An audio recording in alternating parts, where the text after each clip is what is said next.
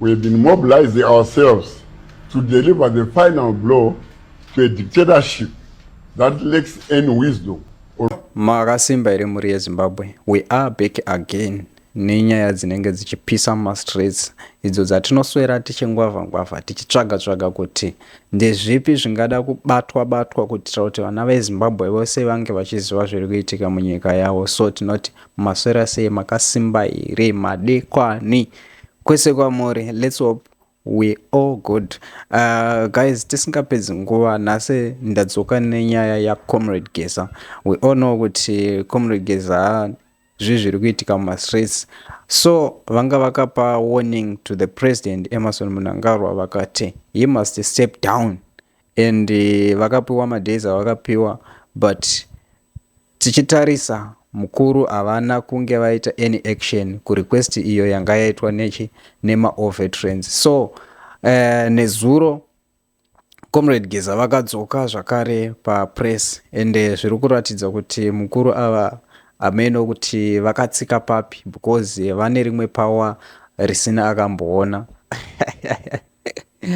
pakaipa. So mukuru ava vakadzoka nezuro zvikanzi president tava kutora imwe action sezvo imi madi maramba kutora action. So vakaudza chaunga kuti just get ready for the next action yatiri kutora.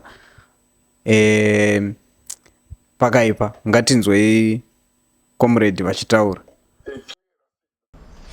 We have been mobilizing ourselves to deliver the final blow to a dictatorship that lacks any wisdom or empathy. We are now ready to deliver the final push, a push that needs all of us to face the odds and base a new country. We are going to give you a clearer signal soon. It will come before 2300 hours at night, so that we end this 2030 business. Watch this space. I want to tell you this here and now. We don't care. We are ready to face you head on. Zimbabweans, it's within our power to stop this nonsense. Mnangagwa has gone wrong, and go he must. We invited him to go peacefully, but instead he is digging in and continues to push the unconstitutional agenda of 2030. The only 2030 you will see is 8:30 on the clock. The warning is very, very clear to you, Mnangagwa, and the company, and your company. This is the last dance before sunset. The time is up, and we have heard everything. Inwa mapirisi ako ekupenga wakanyarara. Kana usisina mapirisi ako ekupenga, kumbira una Mnangagwa akutengere. To all those who think we are afraid, those who think they can silence us, please read my lips in case you miss my words.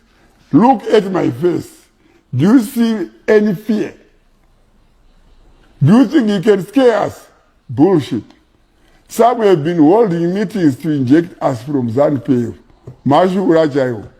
You think you can fire us from our party, which we brought with our own blood? Where were you? Pengera kwa wakaroiwa.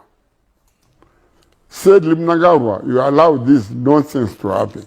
Mnangagwa, you have failed this nation. You have failed us. So we don't need all these fools. Because what we are witnessing right now in the party ZANU-PF, idiocy and foolishness has run amok. And you have succeeded to put your family on the fore as one of the worst, the most hated in the history of the world. You can redeem yourself by doing the right thing. Step down. Free this country from incompetence. Your lack of probity has preceded you. Ndiri kutaurira comrade, imwimwi vana vake nemudzimai taurirai baba kuti zvakwana.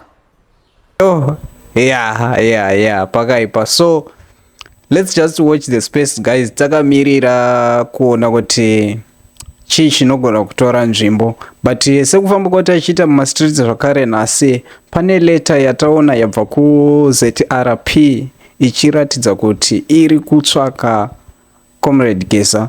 So leta yena ndeiyi.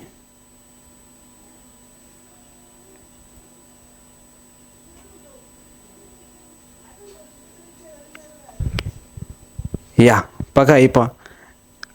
Mongoverenga leta iyi monzwa kuti zvakamira sei paleta yanyorwa ichibva kuZRP, Republic Police of Zimbabwe.